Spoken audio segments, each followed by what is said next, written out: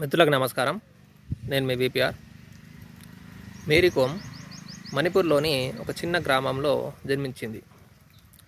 ఆమె బాక్సింగ్ నేర్చుకోవాలని నిర్ణయించుకున్నప్పుడు అందరూ కూడా అది అమ్మాయిల యొక్క ఆట కాదు, నువ్వు సాధించలేవు అని చెప్పేసి ఆమెను అందరూ కూడా డిసప్పాయింట్ చేయడం జరిగింది.